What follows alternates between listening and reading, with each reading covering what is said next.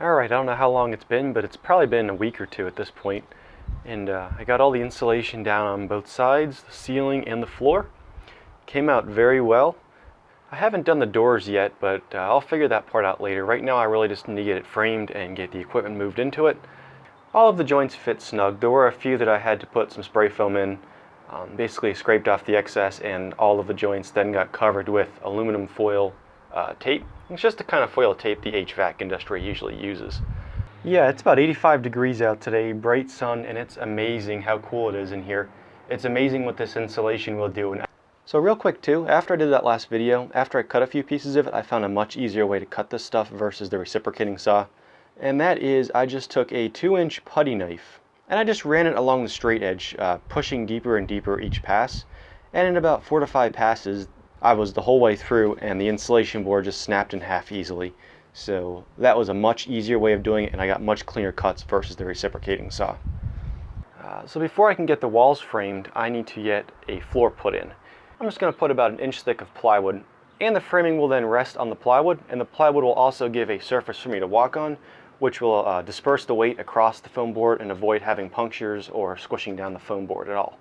So for the floor, I picked up 1/2-inch plywood first, and then I went back for this 19/32 plywood. I wanted a 1-inch thick subfloor, and to do that I was just going to screw 2 pieces of 1/2-inch plywood together. Now the problem with that is because the way wood is measured and cut, pieces of 1/2-inch plywood are actually 15/32, so they're 1/32 short. So when I put 2 of them together, I'm about 1/8 of an inch short of 1 inch. That may not be a big deal, but I really wanted to stick to that 1-inch figure.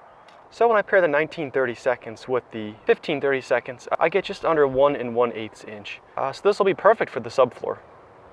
Alright, so I measured in 2 locations here, and in both locations I get exactly 51 inches.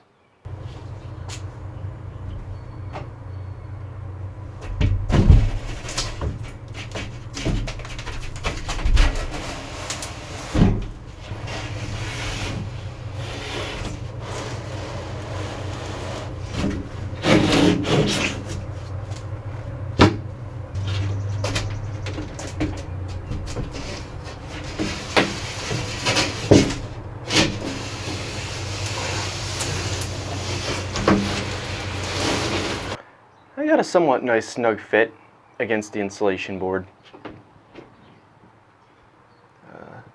There's a little bit of a gap, but you know, the insulation's not 100% perfect, nor is the cutting 100% perfect. And you may have noticed that the back of the shipping container does not have the plywood. I just left that foam board. That's because I'm going to be putting 2 18-inch shelving units back there for the batteries, and you can see I placed one of the shelves back there as well, just to measure for now. I'm not sure how I'm going to do that yet. I likely either will not put plywood at all, or I'll put maybe 1/4 inch just to cover the foam board. But I'm not going to be putting the 1-inch floor back there because there will be no framing on either one of the walls either. And you can see how tight the shelving is now. There's only a couple of inches there on the left, so there's actually not enough space to put framing on both sides. Again, might put 1/4 inch plywood up there as well. I'm not sure yet, but that can be decided at a later point in time. Alright, so the last step here is I just need to put a couple screws in to hold these 2 pieces of plywood together. And I'm going to be using standard 1 1/4 inch deck screws. You know, it's just and this will be the first use of my new lithium iron phosphate rebuilt battery pack as well, so we'll see how that holds up.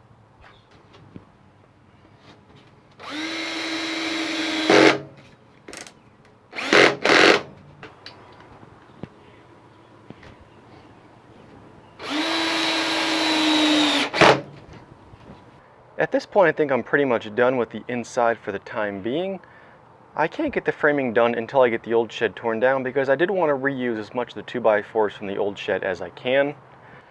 So I guess the last thing I need to do before I can start getting this container moved into place is I need to paint the exterior. I want to go around and sand down all the rust that's starting to show up, especially in the top few corners here. Remove all the lettering, any tape anywhere, you know, there's tape places. There's quite a bit of rust over here. Get all that sanded down, primed. There's a lot of rust up there, and just spray it all. I'm probably going to use an off-tan color, the same color as the existing shed. Alright, so I got all the rust removed and I sprayed primer. Everywhere there was a speck of rust has been sanded and primed. even down, especially down near the bottom there, where it was making contact with the ground, the lift points. I got all the lift points done very well. This side especially was especially bad. And for the rust removal, I just used my DeWalt 4.5-inch angle grinder. And there's just a sanding disc on there. I think it's an 80 grit. Yeah, it's an 80 grit, just a sanding disc. Worked pretty well. And then for priming, I just used this hand spray can of Rust-Oleum self-etching primer. I went through about 2.5 cans of it. There wasn't that much. And for the paint, I picked up 2 gallons of Valspar Season Plus. And I guess this does include primer. It's paint and primer. And it's good for use on metal. I got 2 gallons of it from Lowe's. Alright guys, so I finished up painting. I got it moved into place. Everything looks great. You can see how the paint came out here. So I did try spraying this using a super cheap air-powered spray that I had bought on eBay, and that did not go over very well. It was probably a combination of the paint not being thinned enough, the paint not supposed to be getting thinned in the first place, and just a cheap sprayer. So I quickly realized this wasn't going to work, and I ended up painting the entire container by hand, alternating between a 3-inch and a 4-inch paintbrush. I just covered it in 2 coats of paint. Nice thick coats, they dried on and hardened well. The only areas I'm not sure of are below the 2 doors, and then the corner pieces over here.